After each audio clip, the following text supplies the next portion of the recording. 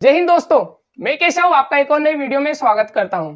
वैसे तो महाभारत को हम महायुद्ध यानी इतिहास का सबसे बड़ा महायुद्ध जिसमें कई लाखों करोड़ों जाने गए के नाम से जानते हैं, लेकिन इस महाभारत गाथा में कई ऐसे रहस्य भी छुपे हुए हैं जो शायद आपको नहीं पता।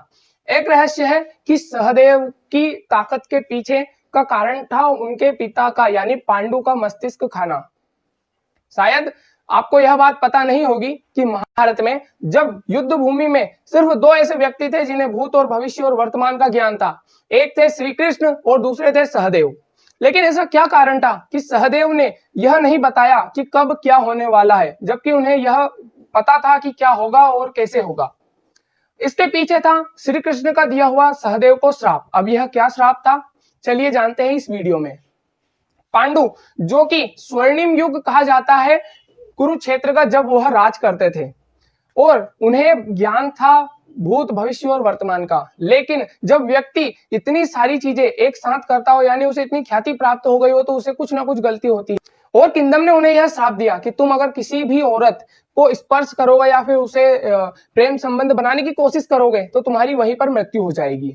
अब यह श्राप जैसे ही उन्हें मिला, उन्होंने राजपाट छोड़कर अपने आप को जंगल में चले गए, राजपाट छोड़कर जंगल में चले गए और वह वहां पर हंसी मतलब शांति से रहने लगे। और वहीं पर उन्हें पांडवों की प्राप्ति हुई, यानी उनको पांडवों का जन्म हुआ उनके घर पर।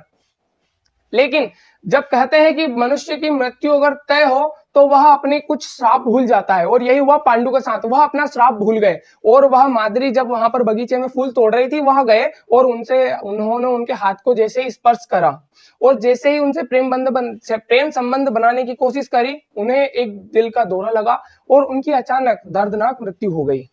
पर जाने से पहले उन्होंने अपने बच्चों से कह रखा था, यानी पांडवों से कह रखा था कि अगर मेरी मृत्यु होती है तो तुम मेरे शरीर को खा लेना। लेकिन युधिष्ठिर ने अपने धर्म का पालन करते हुए यह कहा कि मैं एक नरभक्षी नहीं बन सकता, मैं अपने पिता का ही मांस नहीं खा सकता।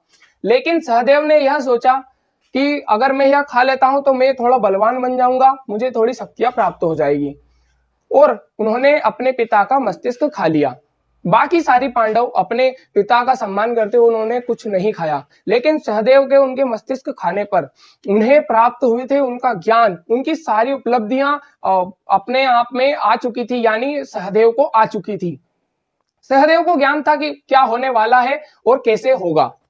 लेकिन उन्हें फिर कृष्ण का एक श्राप मिलता है, क्योंकि जो इंसान सब कुछ जानता हो वह युद्ध को वैसे ही टाल सकता है। लेकिन श्री कृष्ण ने उन्हें श्राप दिया कि तुम अगर इस युद्ध में अगर तुम्हारी इस क्षमता का इस्तेमाल करते हो, तुम भविष्य देखकर उसे बदलने की कोशिश करते हो या फिर किसी और को भी बताते हो तो तुम्हारी वहीं पर मृत्यु हो जाएगी। इसी कारण सहदेव ने किसी को कुछ नहीं बताया। लेकिन अब उसका फायदा उठाया कौरवों ने। कौरवों को यह पता था कि सहदेव को यह जानकारी है कि वह भविष्य में क्या होगा, और इसीलिए वो विजय तिथि पूछने गए थे। विजय तिथि यानी कि कब हम जीत सकते हैं और कैसे जीत सकते हैं, इसीलिए वह सहदेव के पास गए थे। लेकिन वह सहदेव को उस बात के लिए नहीं मना पाए और ना ही वह उन्हें उनका हृदय परिवर्तन कर पाए कि वह पांडवों से अलग होकर हमारे साथ हमें यह बता सके कि क्या क्या होने वाला है। लेकिन उन्होंने ऐसा नहीं किया और सहदेव अपने वचन पर अड़े रहे। श्री कृष्ण को उन्होंने वचन दिया था कि मैं किसी को कुछ नहीं बताऊंगा। दोस्तों, यह था श्राप श्री कृष्ण का, और उसी के साथ साथ सहदेव ने अपने पिता का मस्तिष्क खाया था। आपको ये जानकारी कैसी लगी? अगर आपको ये जानकारी अच्छी लगी तो हमारे वीडियो को लाइक करें और चैनल को सब्सक्राइब करें। मोर वीडियोस के लिए हमारे चैनल पर जा सकते हैं। जय हिंद।